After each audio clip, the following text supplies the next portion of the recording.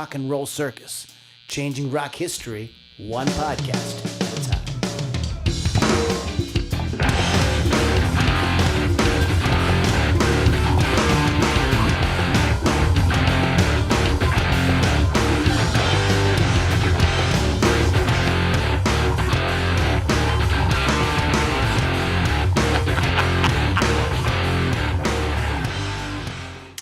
All right, moms and dads, boys and girls, children, moms, grandparents. Who else, Kevin? Second cousins. Oh, kissing cousins, especially the kissing cousins from West Virginia. Those are my favorite. Well, those are brothers and sisters also. Oh, yes. Sorry. I hope there's nobody watching or listening. I know. Sorry. It's a joke. Wait, let me adjust the camera. Camera. Hey. We're going to do a podcast in a couple of weeks on bands that I was thinking of Camera, because it made me think of Camera Eye by Rush. Right. We can talk about Rush freely tonight. No, Lily. Oh, Rush. Okay, we're back. But so I had to adjust the camera. Lily's not here, Right. and but I was thinking of we're going to do a podcast in a couple of weeks about What? bands that are like absolutely huge, like they're really big bands, but they never had a number one song. Oh. And there's so many that you go like, Right. You're like, they didn't? No, that can't be. You're like looking it up. You're like, shit, they didn't. You know the highest charting song for Rush?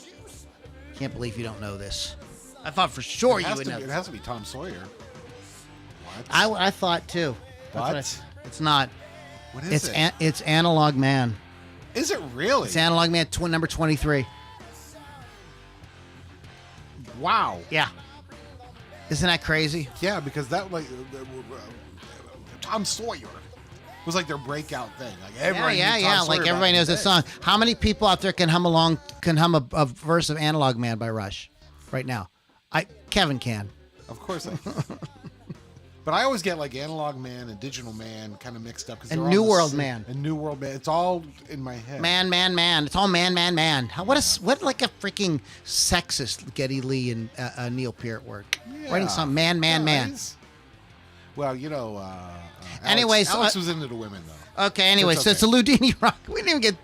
See what happens when Lily's not here? We need reined in. It is the Loudini Rock and Roll Circus. Go to LoudiniRockandRollCircus.com. Download. No, there is no app there yet, but go to LoudiniRockandRollCircus.com. Is that a tease? There's all kind of very cool stuff there.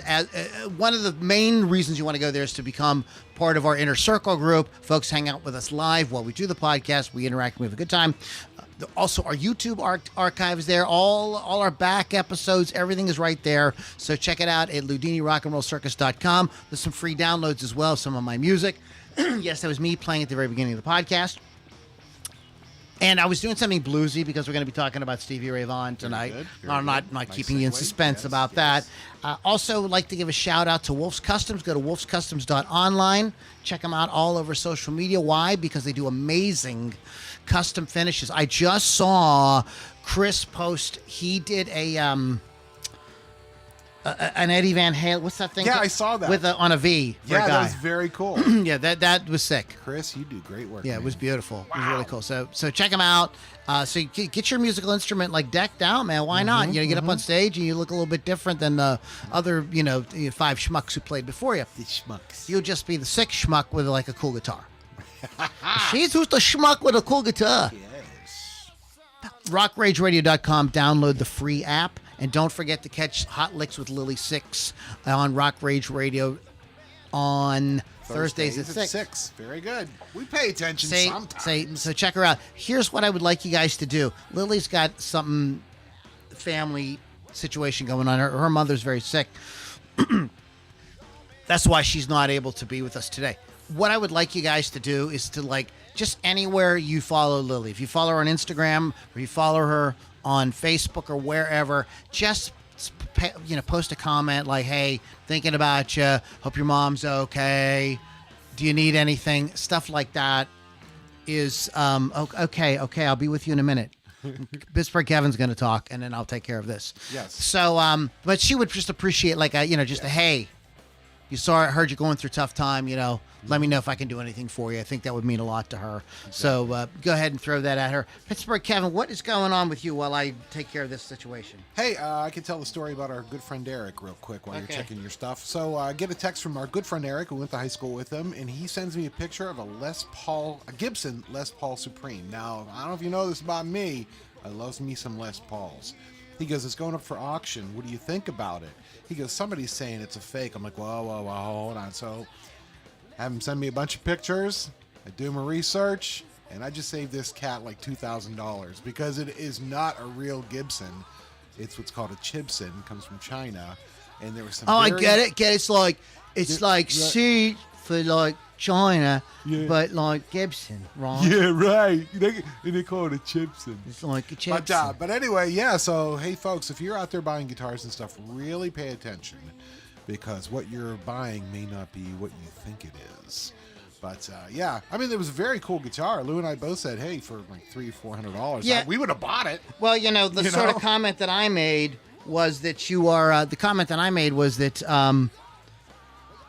You're pretending anyways. Yeah, right. When you buy these high-priced, expensive guitars, you're pretending that you're Eddie Van Halen or Jimmy Page or Jimi Hendrix or Stevie Ray Vaughan. Exactly. You're not. Right. You're hoping to catch some of that mojo, so what's the fucking difference? Yeah. You know what I mean? Like, if it looks good and it gives you the vibe, as long as you don't try to pawn it off to people exactly. No, you don't do that. That's wrong. That's a no-no. That's wrong. This is, I think that, well, I don't know. Gibson refuses to do kind of like what Paul Reed Smith and some of these other companies do, which is like just make their guitar overseas. Right.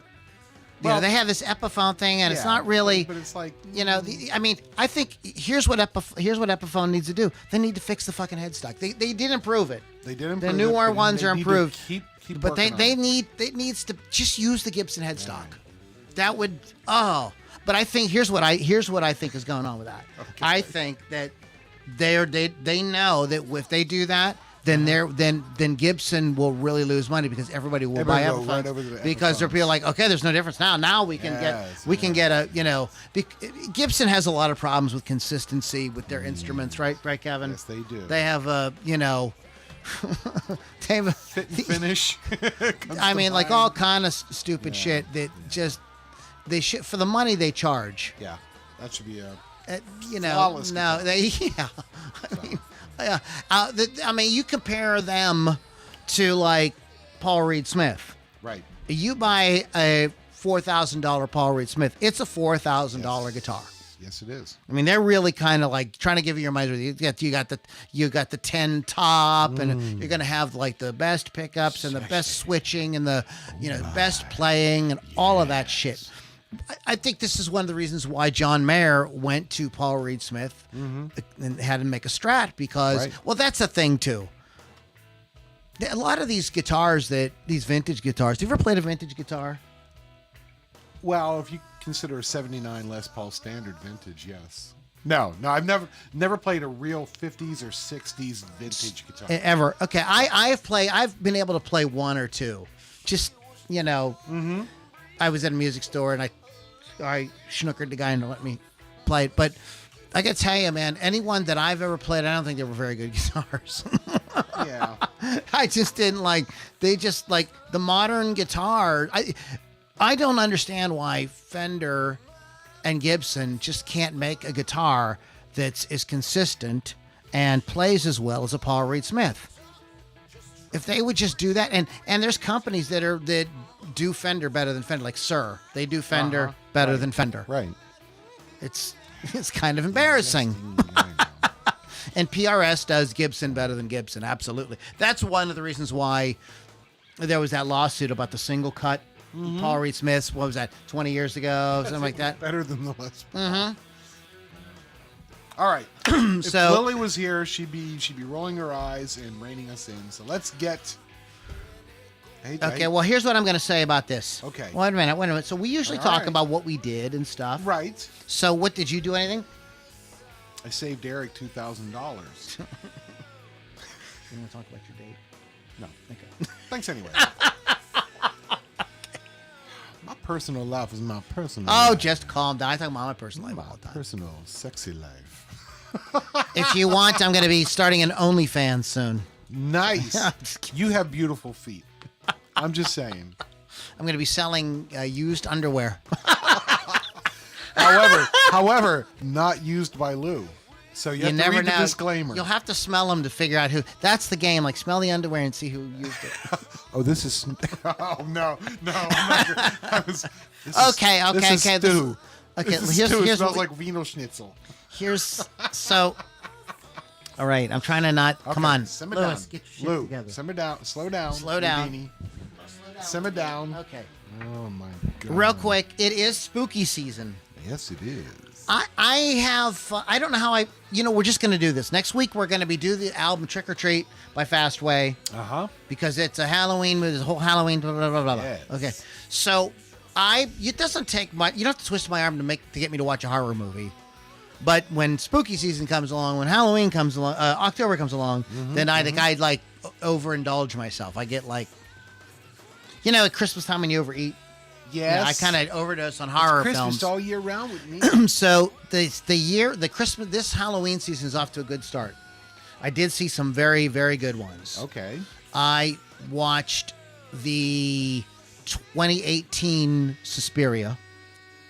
I've heard of that. Have not seen it. I love that movie. It's just, and it's you better on probably- video because it's very long. And so I watched it in 3 sittings. Hook Okay, it you up, just walk and I would like, okay, this is a good place to stop and go into bed or whatever. And really enjoyed it. In the theater, it was a bit much, 2.5 hours, but on home video streaming. But I watched that, and I watched some old ones too. Of course, I watched The Shining again. Classic. I was like, I should save this for closer to Halloween. I'm like, I can't wait. I have to see The Shining. That's such a great movie. I also watched The Legend of Hell House, which is from 1974, 3. Yeah. Roddy McDowell. Yes. It's based on a Richard Matheson novel, which I read before I knew there was a movie about it. I love the novel. The book, the movie is a pretty good. They basically cover the same story, but of course in the novel things are like way more intense and they're like way darker, way more violent, way more. There's a lot more stuff internally in people's minds. Right, you can't really communicate that kind of stuff In a movie. Yeah. But they caught the general gist of the story, and it's pretty well executed. Especially, there's something about those horror movies from the 70s, like that, The Omen, Rosemary's Baby, The Exorcist. They have a kind of weird, like, I don't know, because they're shot on original film or something. Right. They have a kind of almost like you're watching somebody's home movies that you're not supposed to be watching or something. Yeah. They're really creepy. I'm looking forward to Burnt Offerings with Oliver Reed and Betty Davis and Karen Black. There you go. She's awesome, man. Yes. Freaking love Karen Black. Love me some Karen Black. So anyway, I've been doing a little bit of that, and I have once again a Marshall amplifier in my life. Hooray! It's been too long. I sold the first Marshall I had. I sold that a long time ago, 12, 13 years ago. It was a great amplifier. It was fucking killer, but if I could never take it. I took it to one gig. I played it on one Super Monkey gig where he played outside. Okay. But if I'd have tried to bring that to a Pat and Shelley gig, I would have been fired. It had 2 settings. Yes. Off and brain damage. Yes. That was it. Like, this thing is really cool. This is DSL 20. It is not I always shied away from the DSL amplifier line because I thought they were like a digital, modeling thing. Yeah. They're not. Oh. They're not. DSL stands for dual super lead. Huh. Basically, it is from what I understand, it's like a JCM 2000 with an original super lead channel as well. Okay. So you can kind of get the heavier type tones, and you can get the more classic type tones as well. Interesting. And I have this awesome Marshall cabinet from the like 1970 with Yeah. original greenbacks in it. So like that was the first thing I did. I Yeah. plugged the Marshall Plug it amplifier into the Marshall cabinet, and of course I had to get out a Les Paul and Of course. do the thing. Yes. And oh man, it was heaven. It's heaven. So I've been, and when I did the intro at the beginning, I was playing my Telecaster. I didn't want to use the Strat because the Strat has single coil pickups, and this room is noisy, and all you hear is the whole time, so we don't want to do that. So that was my week. Yeah, it was good. It was okay. And it's funny because I was doing something Friday night. Unfortunately, could not come over, but I could hear you. I live next door to Lou. I can hear you in my kitchen, which is like the farthest room from Lou's house. And I'm just like bopping my head. I'm like, yeah, that do sound sweet. It's really cool. Standing like right in front of it with your like, I can it's just see like the this. Yeah, you vibration. feel it's amazing. It's really, there's nothing quite like it. It's only the 20-watt thing, but it kicks ass. Yep. So yeah, that was pretty much my week. My band Felon rehearsed. We're getting really good, and I'm really excited. So you guys are gelling? Yeah, gelling like a felon. See what I did there? I saw what you did. In fact, we need to get our. We need some sound. We need our orchestra to come and help us out here. So what do we got here? We got how about one? No, I'm not finding what I want. Hold on. Where is my Work in thing? progress. So let's go ahead while I'm doing that. Yeah. There we go. While I'm doing Little that, stuff. and let's talk about this because this was so crazy. Kevin and I lived through this. Yes. This was like Yes. current events to us. Mm-hmm. Back in the day. So you have the era of Madonna, Duran, Michael Jackson, Culture Club, Wham, all these Yes. artists, and then All of a sudden, out of nowhere, out of the blue, the blues comes back. The Yeah. blues has a giant resurgence, it's crazy. and kind of led by Stevie Ray Vaughn. He was the, I think there was I think that he looked good on MTV. They were able to make good videos for him. I think it was one of the things that really set him aside because how many blues artists were making videos for MTV? This many. Exactly. Zero. Zero. Yeah. I don't really think there were No, any. Not at that point. Any that had them were like just appearances, like on Austin City Limits or Right, something like that. right.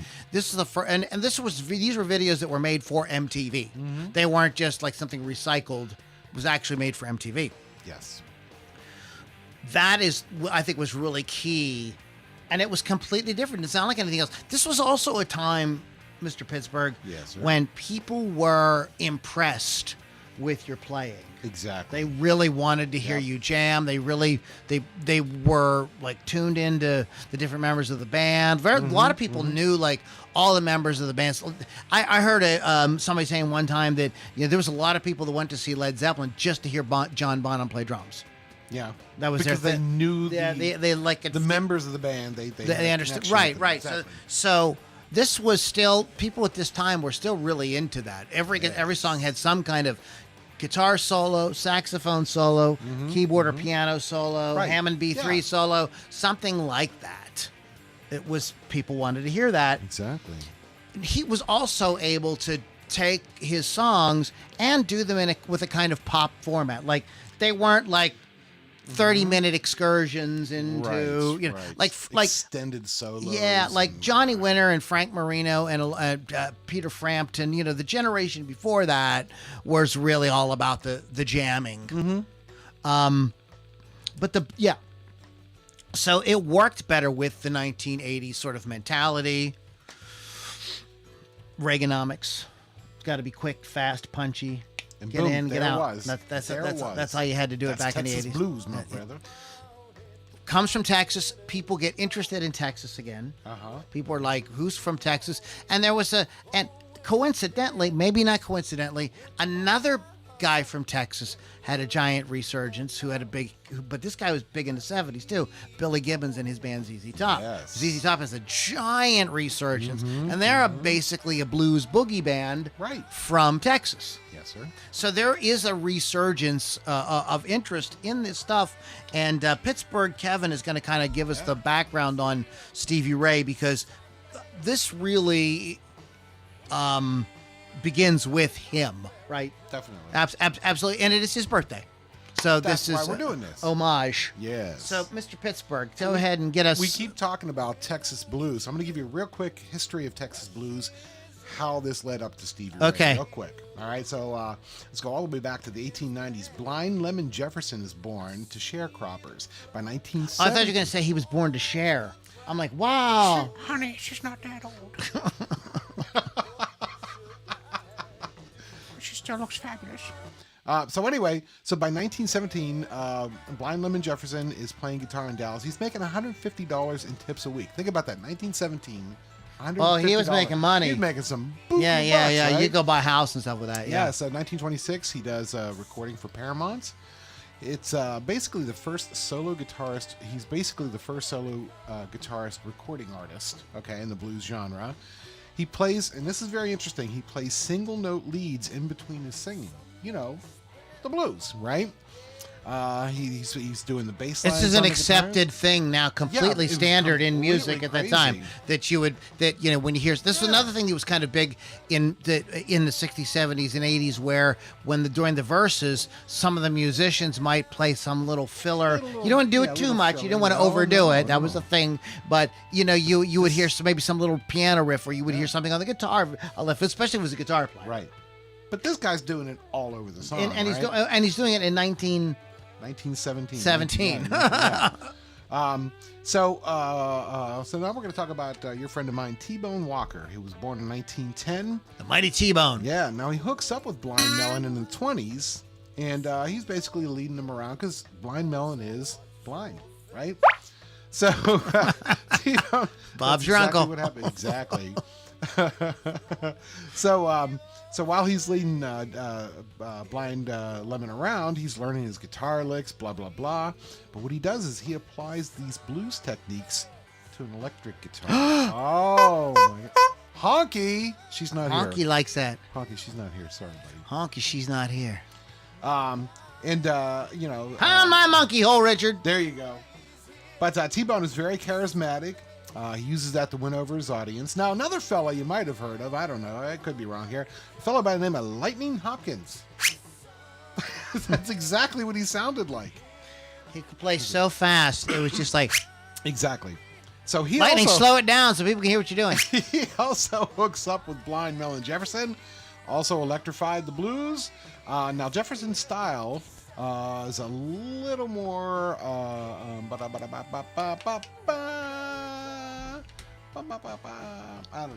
don't know. Little more harder edge. Thanks, buddy. Thanks. I'm not as good a note taker as Lily. But it's these artists that start to really begin to mold that Texas blues sound. So now when rock and roll comes along, musicians were influenced by the style of this electrified blues. If you listen to a lot of the early rock and roll from the 60s and 50s, a lot of it is basically blues. What are you doing? I'm just adjusting. Continue. Oh my God, I'm paranoid now. Matter of fact, in the 50s, one of the first Texas rock and roll bands were the Nightcaps. And they were just a bunch of white guys that were playing sped up blues tunes. See? White man stole the blues. This carried on in the 60s. You've got artists like 13th Floor Elevators, Janis Joplin. Now, although they left the Texas scene, they took that style with them. But one fella took up the crusade. And in 1968, you know what I'm going to talk about? You do. That's right, Johnny Winter. He was signed to Columbia. He proudly proclaimed himself a Texas blues man. And Johnny's style really defined Texas blues. He found the branding for what people saw as Texas blues, as opposed to like the Chicago blues or the Mississippi blues. They were like, oh, that's Texas blues, right? However, well, that's a big thing in the blues, right? Chicago blues, Mississippi. Yeah, that's right. Texas There is blues, if you listen, there is a that, very you have to. distinct- Yeah. There is a yes. So by the 70s, however, the rock and roll thing's going on. It dominates the airways. Blues would end up in the background of popular music, and that is until the 80s. So that's when our boy comes along, and that's who we're going to talk about tonight. Well, Johnny Winter he was a stadium act, Right. and he did a lot of rock. I mean, some of his he did he was known for doing some great covers. Like they have a great cover of Jumpin' Jack Flash and stuff like that. Nowadays you hear like on deep cuts stuff like that. But he was a stadium act, right? Playing Texas blues boogie. Well, at the time he was adding a lot of rock, and later on he said he never wasn't comfortable with that. That he just wanted to be purely a blues artist. Right. So then you're right, and in the shadow of that, like kind of waiting in the wings, right? Is this next round, and this really takes off, and it is because of MTV. Do you want to go ahead with Stevie Ray now? Yeah, so we're going to start talking about Stevie. So he was born 1954 in Dallas, Texas. Stevie and his older brother, Jimmy, maybe you've heard of him, they actually grew up in Oak Cliff, Texas, after his parents moved there from Dallas. Thank you, sir. Oh, that is better. I like it when you move my mic. Oak Cliff was the black part of town. So it was kind of like the lower, like lower income, employments, and it was that, right? But here's the thing about Oak Cliff. T-Bone Walker, remember him? Yeah. He cut his chops in Oak Cliff and was actually known as Oak Cliff T-Bone for a while. So there you go. So Stevie and Jimmy, their parents both work and basically left them at home with a lot of free time. They filled that free time with music. Yes. Kids, just say no to everything else and play some music. Play some music, man. Learn an instrument. Yeah, radio introduced them to the blues. Jimmy brought home all kinds of music, and Stevie absorbed it all. Jimmy and Stevie joined their first band, the Pendulums. Oh, I get it, because they swing. In the late 60s, Jimmy was noticed and joined a band called the Chessmen. He was a real big deal at 15 years old, that Jimmy. Now, Stevie continued to be influenced by records, and in 1967, he heard a young feller's record, and it just blew him away. Young feller. A young feller? A young You know what a young fella was? fella. A fella by the name of Jimi Hendrix. He shattered everything. Jimi Hendrix. Yeah, so Jimmy, if you really listen to it, Jimmy is a blues player, but he adds his own, he really made blues progressive. He really moved it forward. And as the 70s moved on, bands like Cream and Led Zeppelin with their loud volume and extended guitar solos influenced Stevie. So it comes a point in Stevie's life where he's, just kind of checking shit out, if you don't mind me saying so. And he finds Albert King's music. And it really brings him back to the blues where he wanted to be. At age 15, Stevie would sneak out. This is awesome. He would sneak out at night, sit in with bands, go home, get a few hours sleep, and then go to school. That was his life. So if you wonder why he got so good, that's why. At 16, Stevie joined Blackbird. They were influenced by the Allman Brothers Band. Basically, both bands were like blues jam bands, right? Stevie loved Dwayne's playing, inspired by his slide playing. And the Blackbird's success caused Stevie to quit high school. Well, yeah, right? That way he didn't have to worry about going to school the next day. 1971, Blackbird moved to Austin, where there was more opportunity. Within weeks, Stevie and Blackbird were the top band in Austin. Stevie was more popular than his better-known big brother, Jimmy Vaughn. Uh-oh. Yeah, right? SpaghettiOs. Yes, however, internal differences began to tear Blackbird apart. The bass player left, and rival band Cracker Jacks, which was the rhythm section for Johnny Winter's band. Oh, jeez. But the rival band Cracker Jacks bass player joined. His name, Tommy Shannon. But, hey now! Is it Will Smith? Will Smith Get got on Tommy it. Shannon's name out my mouth. But anyway, remember that name, Tommy Shannon. But even though all this moving around in bands, Blackbird did fall apart. So, there's this fella by the name of Mark Benno, a relatively, well-known artist. He's going to put an album together. He's looking for a blues band. So he asked Jimmy Vaughn, the older brother, he said, "Would you come play my album?" Jimmy's like, "No, man, you're too rock and roll for me." He goes, "What are you talking about?" Jimmy's like, "I am strictly blues." He goes, "You might want to check out my brother, though." So He went, hired Stevie. The studio's musicians, after this record was done, the musicians that were in the studio formed a band called Nightcrawlers and went back to Austin. They were in LA, of course, recording. Oh, they ran just That's like that. them going down. That is them.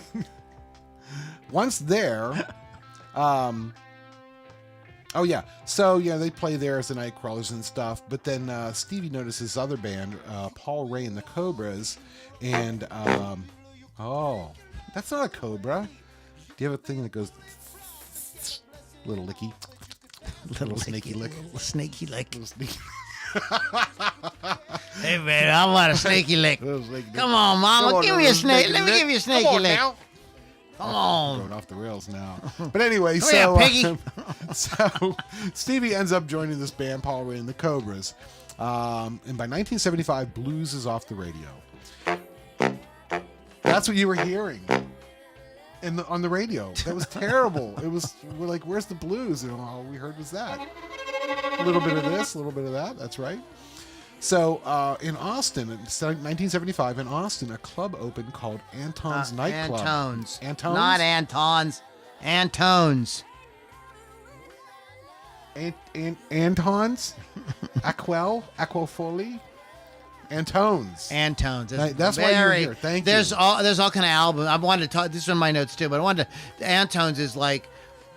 There's like Shit. a lot of bands that like have albums out live at Antones. Mm-hmm. It's that kind of. It's kind of Austin's version of the Fillmore, maybe. Exactly. Something like that. Yeah, very big. So the thing about this Antone's nightclub, is that it gave local and national blues bands a place to play. And it was a hit. Big names would play there and let the local musicians play along with them.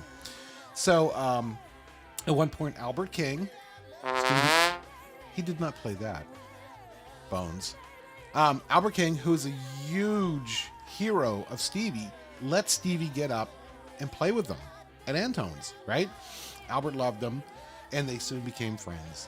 So the thing about the Cobras here is Stevie is learning to be a front man more than just a bet. Okay. Yeah, you know what I mean? So he's getting up, he's singing some shit, he's engaging with the audience, so he's beginning to learn that front man thing.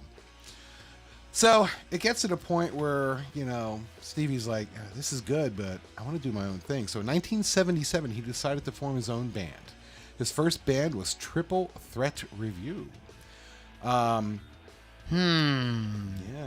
we're getting closer to something else. What? What's wrong? I'm just going to continue. Oh, I thought you... I'm just thinking about this I triple threat review. thought you knew something I did not. Now here's the thing. In town, if they were to go up against the Fabulous Thunderbirds, Jimmy's band, and the Cobras, his old band, they always struggled. Like they'd play, like the other bands are playing to like a couple hundred people. They were lucky if they could get 50. Okay. So, of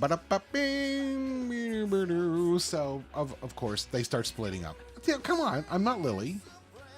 Hey, look at my bosoms. It's just funny. Just like that. I'm learning to be a front man, just like Stevie. Well, anyway, the band splits up. So Stevie forms another band, kind of taking bits and pieces from his old band, and he names that one Double Trouble. They've got like a female vocalist, they've got keyboards and stuff like that. But over time, people decide they don't want to be in it anymore. They leave. So the female lead singer quits, but they had gigs planned, right? So Stevie stepped up and took over the singing.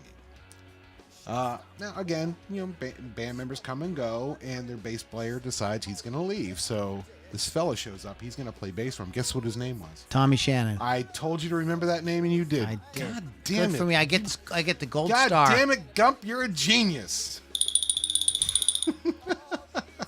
So at this point, it's now a power trio, and Double Trouble, as we know it, was solidified.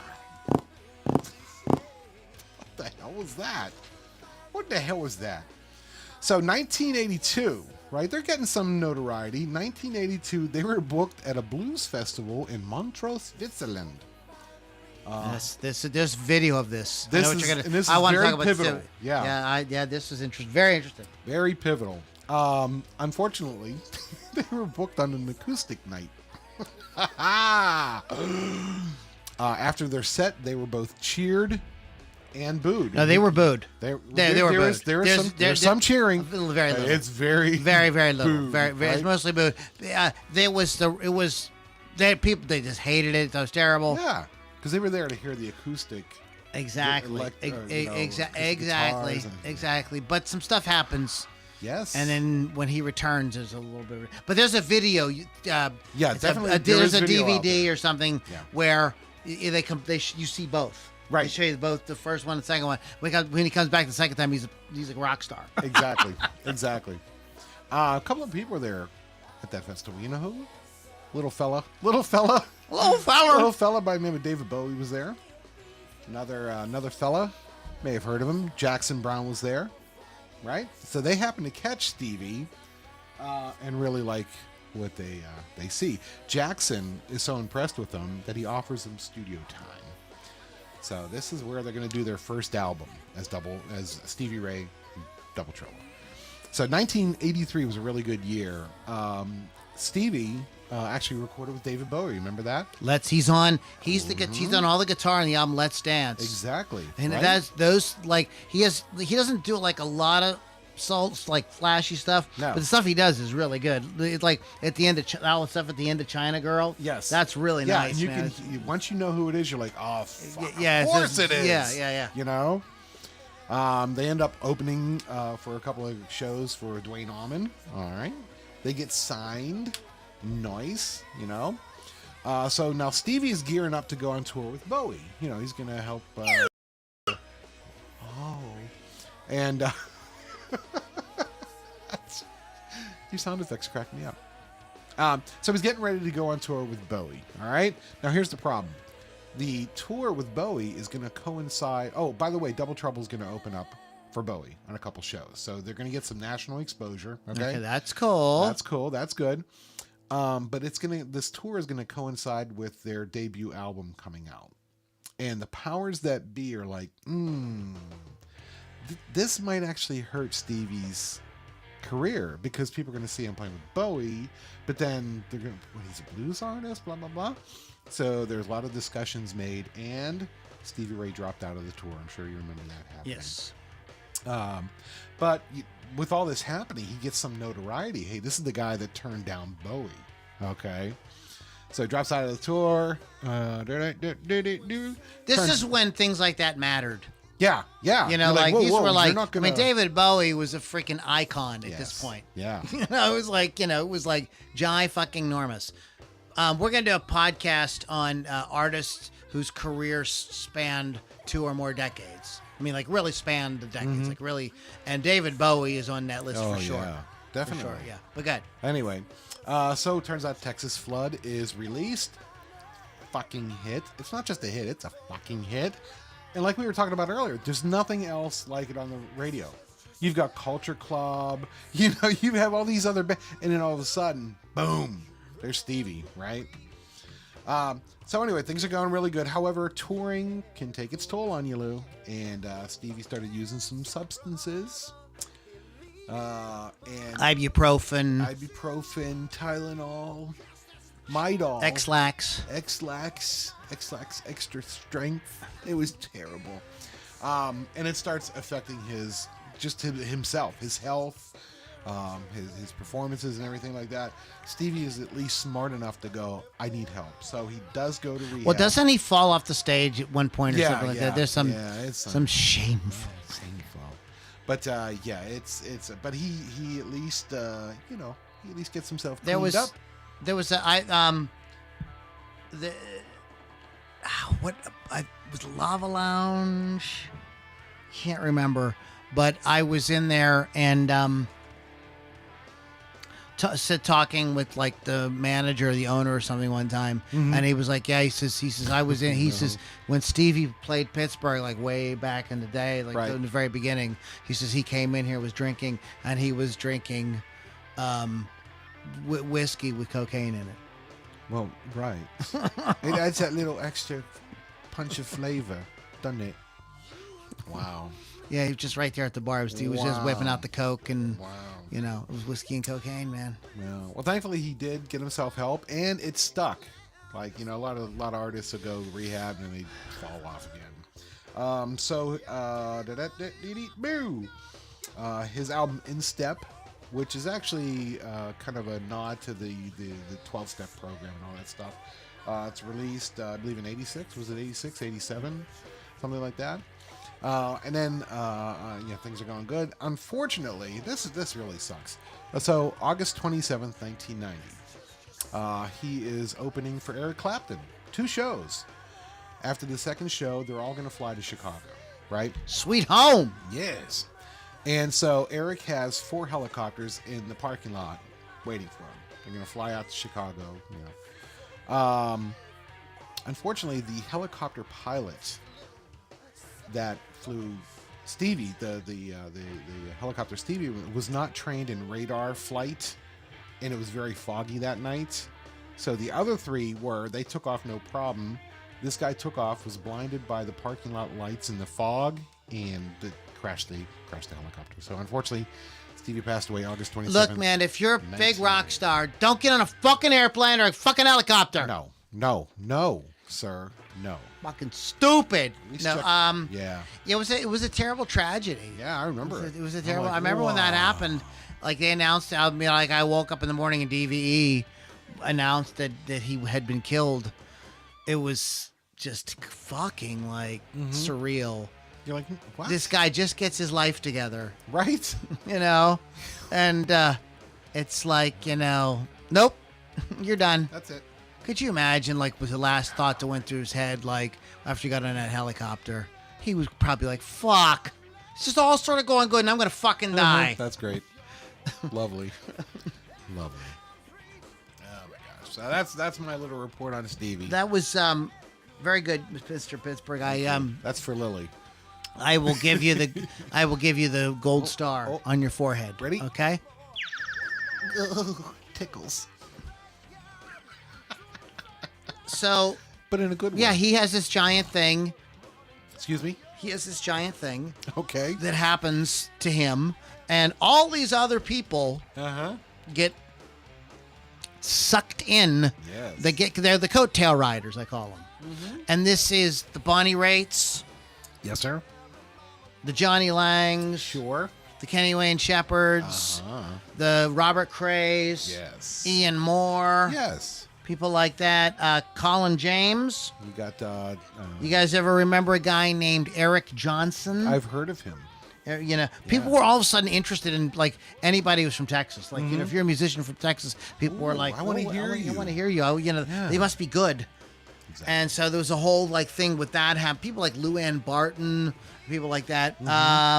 We wouldn't have had Doyle Bramall and Charlie Sexton. Yes. Charlie Sexton was a lot like Stevie Ray Vaughn in the sense that he was on stage as a little 13, 14-year-old kid playing with B.B. King and stuff like that.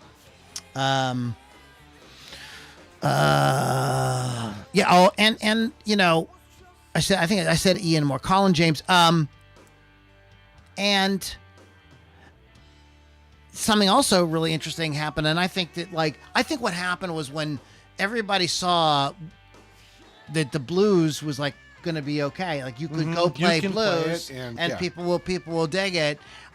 This turned Eric Clapton back around to being more of a blues, getting back into that type of thing, and as well as converting Gary Moore out of his sort of 80s hard rock sound into more of a blues sound. Exactly. So all of that, he kind of shaped. So he's really influential, and I think if you follow the lineage. Right, like I said, Johnny Lang, Kenny Wayne Shepherd, Joe Bonamassa. Exactly. He's now in with this. There's this whole slew of guys that just kind of keep coming out of the woodwork. You've got Josh Smith right now as well, Marcus King, people like that are kind of carrying the Allman Brother Trucks. Derek Trucks. Derek Trucks. Susan Tedeschi. But I was thinking of the Government Mule guy, Warren Haynes. Okay. Warren Haynes. all of this, even like bands that were, speaking of Warren Haynes and all that, the Allman Brothers release a record like in about like 1990 that gets all over the radio, and they have a big tour, and they had like a big seven turns. They had two singles on it that became like rock staples of that era. So, and this is really because of what Stevie was able to do, getting on MTV. The first time I heard Stevie Ray Vaughn was I saw the video to Cold Shot, and it's a good video. It's funny. It's like, it's kind of it's good. It's really it's fun. It's very cool. You should check it out. So it also kind of, the blues and rock at this point start to merge. Yeah, really. There's really like, I was a few years ago was writing reviews and doing interviews for a website called Blues Rock Review, and really, these people are a lot of stuff that blues artists that come out and play records. I'm like, if that would have came out in like 1979, it'd have been considered a rock album. Yeah, it would have been rock. Yeah, like Tyler Bryant. Oh yeah, Tyler. Tyler Bryant is another one. He's a current guy who's kind of in that thing as well.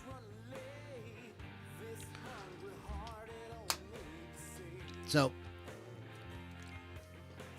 that is, I mean, so it was kind of a very odd thing, but I really kind of attribute it to a lot of it to MTV, them being able to put blues on MTV. I mean, even the Fabulous Thunderbirds, who were not sexy guys at all, had videos on MTV that were in rotation, not just like they played once. Like it was in rotation. It was in rotation. Yeah, and they had hits on the radio. Exactly. Yeah, it's just, I remember, as I was doing my research and thinking about when Texas Flood came out and how somebody said there was nothing else like it on the radio. Yeah, that is absolutely true. It was like almost like a breath of fresh air, because everything was so, back in '82, everything was so poppy. I mean, you had your rock and everything, but wow, all of a sudden they have this thing just like come out of the speakers at you. You're like, whoa, what's this? It was really, it really stood out. It was really different. Yeah, because it wasn't rock. It obviously wasn't pop, but it wasn't rock. There was something. But it was rock too. Like the way Stevie played it, he brought like a kind of modern edge to it as well. Mm-hmm. It was like, it was just enough. It wasn't like he crossed the line over into being. This is what happened with Charlie Sexton. Everybody was like, oh, he was poised to be the next Stevie Ray Vaughan. Well, he puts out his record, and it's like a synth pop album. Mm-hmm. He so people were like, they were kind of like, on it. But Stevie was able to kind of walk that line between the two things really, really well. He just had the right touch. Mm. He had the velvet touch. Do we have any comments you want to say anything about? Yeah, Lou talks too much. Kevin is fantastic. No, it's just people saying hello that they're watching. Who's saying hello? Who's on? Let me tell you. It's just shout-outs. Here's our shout-outs for the evening. Chris Thunderwolf is here. Yeah! Billy T, Billy Thomas, yes, all Billy the way from South Carolina. Can I have a bit of the Billy T tonight? Our good friend Jody is here. Jody is here. The doctor is in the house. Hey now. Wow. That was good. We love all y'all. All y'all. All y'all? All y'all. I love all y'all. We love all y'all. Some in a different way. Then that's exactly what I'm talking about. I mean, there's different kinds of love, Mr. Pittsburgh. There is. There's the love that a father has for his children. Sure. There's the love that a son might have for his mother. Sure. Right? Yes. There's the love between a man and a woman in a romantic way. Sure. There's the love between two women. That's my favorite. Is that your favorite? That's my favorite. Don't That's forget your favorite. that. You like we that don't one. want to leave that out. No. There's the love between a man, a woman, and a midget in a clown outfit. Do you remember? When did you decide? So when did you decide to become a midget? Oh no! Wait, I had a good comeback for that. I can't remember. It was when I was little. Yeah, when I was little. Oh man! My apologies to any little people that are listening. We had. I don't do this anymore, but there was a time when I would drink. What? And, maybe get a little bit of marijuana. I don't do it anymore. I'm like straight now. Good, thank God. I'll drink to that. So, and I was the first. This was the first person of that. What I don't want to say the Persuasion? wrong nomenclature and offend anybody. Persuasion. I don't think it's persuasion. You know, let's put it this way. Let's put it this way. A person like Kenny Baker. Sure. Okay, we'll just put it that way. A Kenny Okay, Baker type. Kenny Baker. And I was shit-faced. Oh, Lord. And, Oh, you know, like the filter came right off. Yeah. But Mr. Pittsburgh kept me from getting my ass kicked by Kenny Baker. Yeah, that was... I'm like, no. He was like, no. Yeah. This guy walks in. Mr. Pittsburgh just looks at me and says, don't. He's like shaking, no. You're like, Don't go no. there. Don't. Just don't. Just Go don't. there. Oh, my God. Oh, my God. So praise the Lord. Yes, hallelujah. Anyways, thank you guys for listening. We do appreciate it. Wolf's Customs, check them out for some custom artwork done on your musical instrument. RockRageRadio.com. Download the free app. Don't forget to listen to Hot Licks with Lily 6 on Thursdays at 6. I always have to do that. And LoudiniRockAndRollCircus.com. Go there to check out all our back podcasts, as well as keep up what we have going on and become part of our inner circle. So, Right. that is all that stuff kind of midway through here. There you go. So, Get that out of the there's way. some, oh man, Yeah? I discovered Yes? let's do the new, do you have new and notable or not? Yeah, I kind of do. Let's do that first. Okay. We'll do that first. And then I want to, oh, here's my notes. So what do you got, Mr. Pittsburgh? So I see a lot of new stuff on the TikTok, because I'm old. I call it the TikTok. You're darn right. There's a fella, Valley Duncan Music, VALLIE Duncan Music, and he's on there all the time. He does a lot of live streams where he's just playing his guitar with backing tracks, and it's really cool. So if you get it, if you're on the TikTok, look up Valley VALLIE Duncan Music. Give him a view. He's very. It's not like heavy metal shredding. It's very melodic, but it's kind of rocky. You know, a little bluesy too. But yeah, Good old Rocky it's Top. always fun when he comes up on my For You page. I have a lot of guitar videos on, and they're growing on TikTok as well. So follow me on TikTok for that stuff. I've been just kind of started out doing it for fun and finding out that people respond to. We also have on TikTok, what do we call audiograms, and there's like a snippets of, for like about a minute of the podcast with some stupid thing I'm saying or mispronouncing or whatever, and we all have a good laugh at. So those are on there as well. So follow us on TikTok. So I've discovered. Well, I'll tell you what. Yes. We'll do it when we get to this day in what the Beatles did. We will get into that. Okay. Real quick, a couple of let's see, where are we on time? We're in 1 hour. Yeah. Oh, we got a lot of time. Oh yeah. So, do you guys think? Now, I wish Lily was here. Yes. This would be a perfect question for Lily. But there's this thing about Yingwei. About Yngwie and his like so-called arrogant attitude. Yes. I saw there's a YouTube page that I follow. It's called How to Practice Guitar. I believe that's what it's called. Okay. Mike Filipov is his name. Alrighty. And he does a lot, mostly like guitar lessons. He gives you like a 7-8 minute guitar lesson. Okay. But sometimes he'll do more of a kind of like, kind of just dispel a myth or something like that, Yeah. So he was talking. Yngwie is obvious. It's not. You can when you listen to him, you can hear there's Yngwie all over it.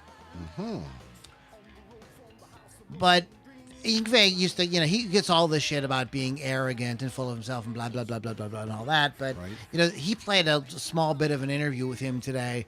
And Yngwie was basically saying that, like, where he grew up, he said not only was it physically dark a lot of times, he says people were like kind of depressed and to themselves. And if you ever said you wanted to do anything or be anything, people were like, no, you're you're just like everybody else. You can't do anything. So he says you really had to, he says, for me to like bust out and be able to become what I wanted in my life was I had that attitude behind. Okay.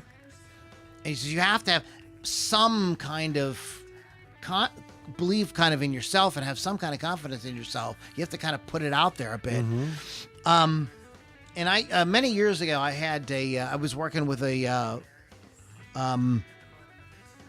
coaching group for musicians, and the leader of our group was a guy who had toured with big bands and stuff like that, and he told us that actually this humility that a lot of artists have, like in interviews, is total BS. Yeah. You know, this is what the record label wants them to portray and stuff like that, so that the most of them that they make it have to have a kind of a rock star attitude. Right. You kind of have to. That's why. And that's why we love these people too. I mean, would you want the reason we love David Lee Roth is because he's fucking David Lee Roth. He's not Joe Schmo. Right. Lives down there on Pike Street. Slinging hot wings at big fellas. No, he's David fucking Lee Roth. You want to know that. You want him to be a little bit of an asshole. Right. It's your hero. He's your hero. He's got to be everything you can't be exactly. in real He life. can say and do all the things you can't say and do. You tell him, Dave. Yeah, right. I think that Yngwie gets a little bit. I think he's an amazing guitar player. He is one of my favorite guitar players. Absolutely. That it's because I'm a guitar nerd. Yes. There are guitar players that I like for really bizarre reasons. Like there's guitar players that I have albums that I bought just because I love the guitar sound on it. Okay. And I wasn't even all that nuts about the music per se, but that tone was so good that it just sold me. And with Yngwie, what it is, it's his pick attack. Every note that he plays is like definite. This is the note that I meant to play. I do not play any notes that I do not mean to play. There's nothing like whooshy about it or anything. It is like it's almost like precise. It's almost like listening to a pianist. Okay. It's just he just boom boom boom. There's no. It's flawless the way he attacks. It's the pick and the fact that he just really has. It's just super definite. Everything is the synchronization between the two hands. Everything is absolutely like exactly how it should be. Right. And it just when I just hear that sound, and he's got that awesome tone. He plays a freaking Stratocaster, and it's a regular Strat. I mean, the pickups are hotter and stuff, but it doesn't have humbuckers or anything. And no, it's just regular and that has a lot to do with his sound as well. Have you ever played a scallop neck? Once or twice. So that gives you a little more respect for him. Yeah. You know what I mean? Well, the scallop neck does allow you to have the strings closer. So you can play. That's you can make it easy. That's why they scallop the neck. But you do have to watch not to press. How much pressure? Yeah, you have to play. Yeah. But that's how you should play. Right. There's a kind of misconception with the guitar that I had for many years was that I really have to press those strings down. No, you don't. Somebody challenged me on that a while back, and I was like, "Huh? What are you talking about, Willis?" And then I started doing it like, what's the lightest I can press down and still make the notes come out? And it's like pretty fucking light. Yeah. It's not nearly. I'm a fraction of the energy I was using. Just goes to show you could teach an old dog new tricks. Also on YouTube this week, Loudini's Great Moments on YouTube. Michael Nolan put out a couple of videos back to back. There are, I don't want to get too deep in this, but there are some cool like music concert package DVD, CD kind of things that are happening right now. We talked about the remixing of the Beatles, things like that. Well, CCR, Creedence Clearwater Revival, and Led Zeppelin have just putting out live concert things. The CCR one is a tie-in with a concert that's actually available on Netflix right now. Oh, wow. So Oh, I that's definitely right. want to. Yeah, I definitely want to check that out. But check out Mike's video because he gives you a lot of awesome background about CCR and that sort of thing. And then Led Zeppelin Celebration Day, which is really interesting because this was a band that said they did everything to not reunite. They just were not going to reunite because they were like, we did that. And quite frankly, they were so close that they just couldn't do it without Bonham. Like they just could. I've had some people say, I don't know why they just didn't go get a drummer and just do it. Come on, there's millions of drummers out there. Anybody could come in. Blah, blah, blah. Yeah. There's only one John fucking Bonham. Yeah. Okay, that was it. It was just him, and that's what a band is. It's everybody is in their on their spot, right, doing their thing exactly the way they do it, and the four of them all work together to create this amazing sound. That was the magic of Led Zeppelin. That was the magic of the Who. That the original Who. That was the magic of the Beatles. That's what a band is supposed to be. Not the. Anyways, so they would never reunite or anything, but they did do this concert for Armand Artigan, who did all. This guy was a very beloved figure in the music industry. He was the kind of guy, like, he was one of the, because he worked for Atlantic, and Led Zeppelin would always say, if that is the best record label you could ever be on, because they're really for artists, and Armand Artigan was really for artists. He's depicted in the movie Ray. And in that movie, he's the guy who's like encouraging Raitt to kind of like do it his own way. This is what they want. They want the bands to be themselves. Right. So they did this concert for Armand Artigan, and they reunited John Paul Jones, Robert Plant, and Jimmy Page with Jason Bonham on drums. Yeah. And it's very good. The stuff that I've heard, the bits and pieces I've heard from it is really good. Robert Plant, of course, sings different now. Sorry, that's just what he does. He just makes the best use of his voice. He doesn't try to do stuff he can't do. Yeah. He sticks with what he sounds good at doing, and that's so. Anyway, so check out Michael Nolan's videos on it for more information. These are really cool packages, and I was actually looking at them on Amazon. They're kind of expensive. I imagine. Yeah, they're kind of expensive. I imagine they would be. They're kind of expensive. Yeah. But it's on the list. So if somebody wants to buy me a nice Christmas present, the CCR in the Led Zeppelin, those would be awesome Christmas presents. So we're wrapping up. We're coming on the end here. We're going to do This Day in Music, or This Day what the Beatles did. But there is something there's a website I discovered. Oh. No, Mr. Pittsburgh, it's not that kind of website. No. No. There's no little people. No. What? Let me see if I can find it. Lou, Top 40 Weekly. Lou, while you're doing that, I have a question for you. We all know the correct, politically correct nomenclature is little person, which makes me wonder. It? Well, that's what I didn't know what it is. That's what I've been told. Okay. And which makes me wonder if the MG Motor Company now has to change the name of their car from midget to little person. What do you think? Is that really what it's called, a midget? Yeah, there's the MG midget. I didn't. What do you think? I don't think that. What do you think? No. I think no. Nay, I say. Nay, you say? So I discovered this website called top40weekly.com. Oh. Going back to the 1950s. Okay. You can look at the top 40 from any week. Interesting. Okay, so I'm not going to go back any further than the 70s. Okay. So we're going to go back to even numbers. So we're going to go back to 1972. This is 2022. Okay. So we're going to go to, today is October 3rd. Right. So which one do we want? We want a week ending in October 7th. Perfect. Okay. So here we are. So this is fun. This is really fun. 1972. I think we're going to make this a regular feature. So in 1972, the top 10, we're not going to do all top 40. No. Nobody got time for that. Yeah. Wow. So the number 10 is Popcorn by Hot Butter. Yeah. See, everybody talks about today's music being like shitty.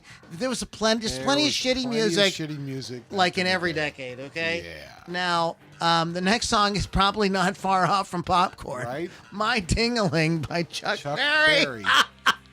Released on the Chess label. It was number 9 this week. Black and White by Three Dog Night. That's a good jam. I like that. Hunk of Burning Love by Elvis Presley. Thank you very much. It was number 7. Use Me by Bill Withers. That's a good jam. There you go. Go All the Way by the Raspberries. That's a great fucking song. Good. Everybody Plays by Main Ingredient. It was number 4. Number 3, Backstabbers by the OJs. That was a good, like, Philadelphia soul, kind of thing. Ben by Michael Jackson was at number 2. And number 1 was Baby Don't Get Hooked on Me by Mac Davis. Holy cow. Yeah, crazy, huh? So that was 1972. Let's go to 1982. All right, why not? All right, where's our week here? October 7th? It's going to be October 2nd. No, it's a week ending, so we went the 9th. Yeah. Okay. So, all right. and there were some other ones on that one from the 70s, like farther down. I recognized. Donny Osmond, Rod Stewart. Yes, it was neat. yes. It's really neat. These are really fun to go back and look at them. We'll have to check So this this is the top 10 for this week in 1982. Okay. I Ran by Flock of Seagulls. There you Flock go. of Seagulls. Yes. You Can Do Magic by America. I always thought that was a 70s song, but that is So an did 80s I. song. Wow. Somebody's Baby by Jackson Browne. I loved this record he did called Lawyers in Love. Uh-huh. It's so good. It's like some of his most lighthearted stuff. Yep. It's just Tender as the Night. It's a fucking great song. Somebody's yes, Baby. yes. Great fucking song. There's some great songs there, but Somebody's Baby was number 8 for the second week. I keep forgetting every time you're near. Michael McDonald was number 7. Right. Either was number 6. Wow. Who Can It Be Now by Men at Work. So those guys had broke at this point. Yes. Eye in the Sky by the Alan Parsons Project. Right. Abracadabra You by missed number 3. Steve. Oops, I missed Hard to Say I'm Sorry by Chicago. Sorry, Chicago. Abracadabra by There you go. Steve Miller. Yes. Steve It was Miller. number 2. And Jack and Diane. Old Diddy. This little ditty. Just a little ditty. Everybody. So that was, we'll just do the 90s real See quick. if I know any of these. So some of these I don't know. Yeah. What's going on? Hold on, I'm going to. Just real quick, we're not going to do the 90s. Okay. I'm just not All going right, to let's take a do look it. at some But these are others. just some funny ones. Yes. There's some cool ones like number 17, Up Where We Belong from An Officer and a Gentleman with Joe Cocker. Joe Cocker. I discovered this is a song, Hold On by Santana. This is like one of those, I thought I had dreamed this song. Yes. Like you it was, told me I'd about that. only We hardly listened ever. to it. And then Right? I went on a Santana kick a couple of weeks ago, and I found that it's called Hold On, and it was from this or in 1982. But Hurts So Good by Joe. So by he's John. got 2 songs in the top 40 that There you week. go. You in the you day. see Juice Newton, Juice Melissa Newton. Manchester, Eddie Money. It's like, wow, where are these people? Oh, look at number 33. Oh, yeah, there it is. New Number World 30 was Man. New World Man, not Analog Man. New World Man by Rush. This was that we're gonna do a Now that we're, one I know. we're gonna do a podcast on bands that never had that are big bands that never had a top. Never had a top. We're gonna talk about Rush because you would think that like Tom Sawyer had to be like at least in Yeah. the top 10. No, it's not like No. their only charting song was New World Man. Wow. That's crazy talk. So. Mickey by Tony Basil was number 39. So so this is a fun website, top40weekly.com. Go check it out. I think you can have fun. You look at the week of your birthday and the year you graduate high school and stuff like that. Okay, so we are heading into the final stretch here. It's the final stretch now. The final stretch down. Stretch down? Okay, so let's go back. So this day in music, Elvis Presley, this day in 1945, made his first ever public appearance in a talent contest at the Mississippi-Alabama Dairy Show singing Old Ship. Old ship. Elvis was 10 years old at the time. Little He came in whippersnapper. second. If only they knew. It's funny, you know, like you could have Elvis at your talent show and not even know. Not even know. Not So, even know. on this day, 1958, the biggest show of stars, 1958 tour, kicked off at Worcester. You know why? Because I was thinking Worcestershire sauce. Yeah. Worcester Auditorium in Worcester, Massachusetts. Worcester. This autumn edition featured Buddy Holly, Frankie Avalon, Bobby Darin, the Olympics, Dion and the Belmonts, Bobby Freeman, the Elegants, Jimmy Clanton, thank you, the Dan Lears, Dwayne Eddy, Clyde McPhatter, and the Coasters. I know some of them. I don't know. Woody Guthrie, American singer, songwriter, this day in '67, died. Major influence on Bob Dylan, Bruce Springsteen, and many, many, many, many others. Here we go. Our first offering of the evening. This day, 1968, working at Trident Studios in London, the Beatles recorded the new George Harrison song, Savoy Truffle? Savoy Truffle, yes. Oh, interesting. It's delicious. George, Paul, and Ringo recorded just one take of their basic track, the drums, bass, and lead guitar. The song was inspired by Eric Clapton's love of chocolates, there you go, particularly Macintosh's Good News. Must have been like some specialty candy, Right. little candy shop. Saying, too bad Lily's not here. 78, Lily. the members of Aerosmith bailed 30 fans out of jail after they were arrested for smoking pot during an Aerosmith concert in Fort Wayne Coliseum. Nice of them. Oh, okay. This day, 1987. Now, is it pronounced Mars or just M-A-R-S? Just say Mars. Mars was at number 1 on the UK singles chart with Pump Up the Volume. Okay, the first British-made house hit heavily sampled over recordings, which resulted in litigation. Oh, my. This day in 1991, MC Hammer, remember him? Yes. Offered a $50,000 reward for the return of Michael Jackson's white glove, which had been stolen from the Motown Museum. This is part of an ongoing battle between Hammer and Michael Jackson. Oh, my gosh. Oh, here we go. Here we go. This day, 1991, Texas Governor Ann Richards proclaimed October 3rd Stevie Ray Vaughn Day. An annual motorcycle ride and concert in Central Texas benefits the Stevie Ray Vaughn Memorial Scholarship Fund. There you go. Shinehead O'Connor ripped up a picture of the Pope on Saturday Night Live on this day in 1992. Naughty. It must have been a Saturday in 1992. Apparently, yes. This day, 1999, Tom Jones went to number 1 on the UK album chart with Reload, making the singer the oldest artist to score a UK number 1 album with new material. The album featured the collaboration of, how do you say that? Moose-T? Moose-T? Oh, I like Moist-T. Moist. Moose-T's Sex Bomb. Oh, remember that? Yeah. Which reached number 3 on the UK singles chart and was later used on an episode of The Simpsons. Of course it was. Akito Morita, founder of Sony Electronics, died at the age of 78 this day in 1999. Sony Walkman transformed both Sony and consumers across the world. Yes. On this day, sad day, 2000, the Cars singer and bass player Benjamin Orr died of cancer at home in Atlanta at the age of 53. That's young. Sang lead vocals on the band's hits Just What I Needed, Let's Go, and Drive. John Lennon's assassin, Mark David Chapman, was denied parole on this day in 2000 after serving 20 years in prison. All right. This day, 2002, original guitarist vocalist from the American psychedelic rock band Iron Butterfly, Daryl DeLoche. Is that right? Yeah. You think? You're getting all the ones with people dying. What the hell's wrong with you? Because I killed them. What? On this day in 2004, UK singer Josh Stone scored her first number 1 UK album with her second release, Mind, Body, and Soul. There's another example of the blues. Yes. There was a little bit of a thing with her in the early 2000s. There was a little bit of interest in that sort of thing. Didn't do what they did in the 80s, but yeah, Joss Stone had put this out. Yeah.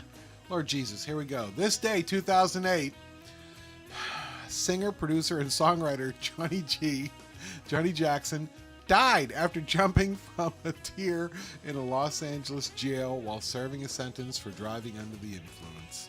He Okay, produced whatever. Tupac, Yeah, whatever.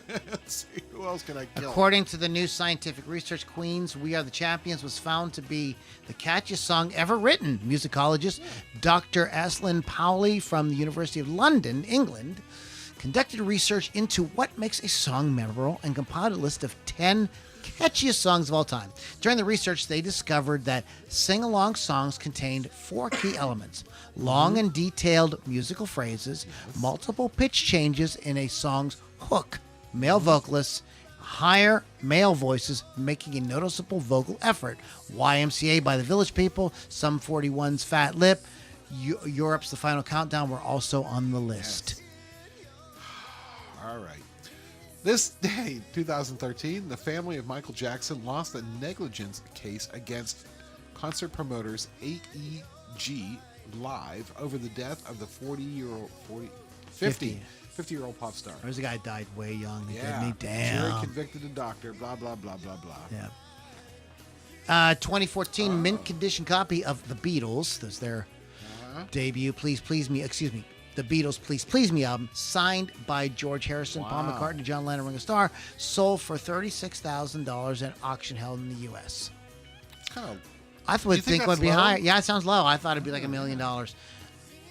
This day, 2019, Liam Gallagher was at number 1 in the UK charts with his second studio album, Why Me? Why not? Why me, Lord? Yes. I want to ask you guys, if we did an album, a podcast where we did a retrospective, if we did it on an Oasis album, I think What's the Story, Morning Glory is a brilliant record. Does anybody? It's just that floating to the audience too. Interest anybody? You know. So anyway, it's just time to run down a couple of happy birthdays to folk. Sure. To folk. You know, just nice, clean folk. Hanging out at the Loudini Rock and Roll Circus. Yes, nice, fine folk. Record triple player Ben Colley. Happy birthday. John Perry Barlow, American poet and political activist. Also lyricist for the Grateful Dead. Yes, happy birthday. Lindsey Buckingham, our go. good buddy from Fleetwood Mac. Happy birthday. This day in 1949. Ronnie Law, a saxophonist with Earth, Wind, and Fire. Happy birthday. Yes. Dwayne Bailey, American guitarist Dwayne Bailey, was toured and recorded. Bob Seger Oh, yeah. from Seger's band. This day in 1954. Happy birthday, American singer, songwriter, and guitarist Yeah. Stevie Ray Vaughn. Attaboy. Gail Greenwood, the bassist with Belly. Oh. Robbie James, happy birthday. Tommy Lee, drummer with Motley ain't that some Motley shit? Crue. This also could have been a podcast having to do something with Motley Crue. Sure. I was thinking about that too. Yeah. I was weighing my options. Yes. It's happy birthday, Dan Miller, guitarist of the American alternative band. They might. Oh, I love that band. Yeah. They Might Be Giants. They might Build a little birdhouse in your soul. Be the only bee in your bonnet. Oh. Chris Collingwood, lead vocalist, founding member of the power pop band Fountains of Why. Yes. Yeah, this is. I want us to come to a podcast. I want to do a podcast where each one of us brings a band Right.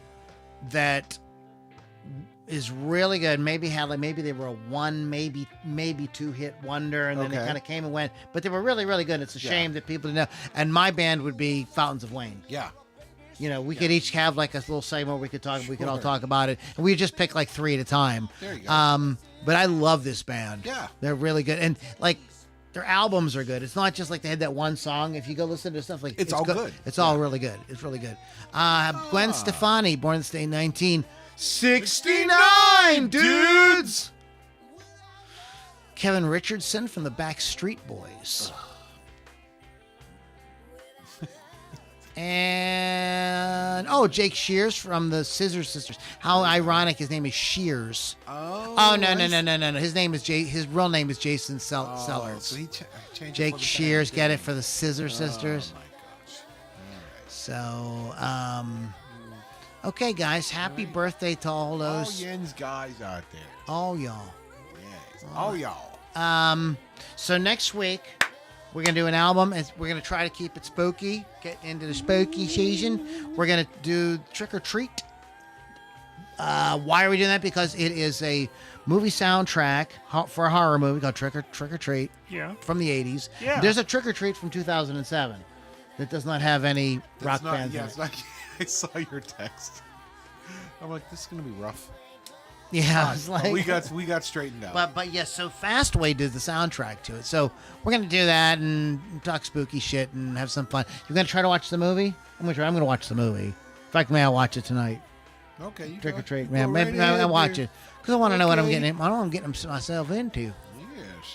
So upcoming podcasts include Yeah. bands that were ginormous but did not have a #1 hit. There's somebody that is gonna blow your mind. Really? There's somebody you're going to go like, no way. You're going to insist that you go to the internet and look it up, and you're going to be like, You go shit, like, this holy person shit. never had a #1 hit. So we're gonna do that as well. What I think maybe might be fun on the one at the end, the actual Halloween show. Could we talk about the scariest album covers? They're just the ones that's maybe unnerved already us. some are coming to my mind. So okay. So that's we could, but you have to come and give like you have to talk about the band and like Right, the sure, album cover. sure, You can't sure. just go like, yeah, my album cover, blah blah blah blah. It scared me. Yeah, that's we no, can't you do have to that. tell We us. gotta Okay, we I mean, can do that. we actually have to like do something. That sounds good. Okay, folks. LoudiniRockandRollCircus.com. Go check that out because this is where you can become part of our inner circle and hang out with all the cool people like Jody and Chris and Bill and all the guys that were hanging out. Michael Goltz, all you guys out there hanging out with us. So we do appreciate that. So you can join in on the fun with that. So you can find out about that. RockRageRadio.com. Download the free app. Free. It's totally free. You can listen to great music programming 24/7. And Wolf's Customs, find him on the interwebs there. Chris Thunderwolf Dotson, hit him up. He's got some, can do some wonderful things with your guitar, bass, whatever you have out there. So check it out. What am I going to do? I'm going to watch Trick or Treat. I'm All gonna right. do my homework. You crazy. I'm going to do my homework for next Crazy. for the next podcast. I'm up for it. I'm getting psyched. Yeah. I'm going to do it. Just fuck it. Let's just do it. You crazy. You gonna get that movie pregnant.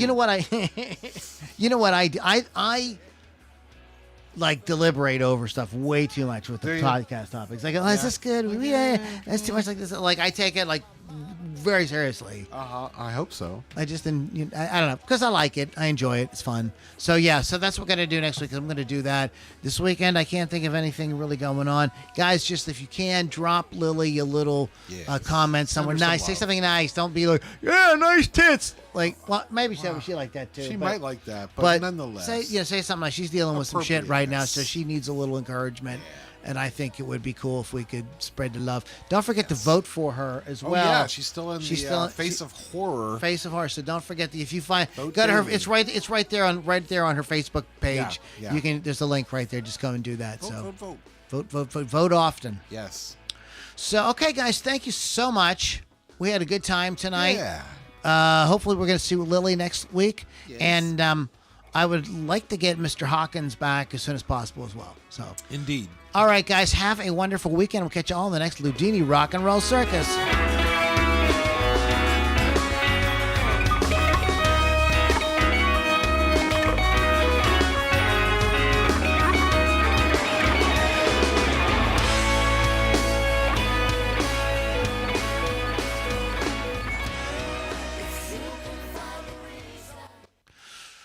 Oh, poop.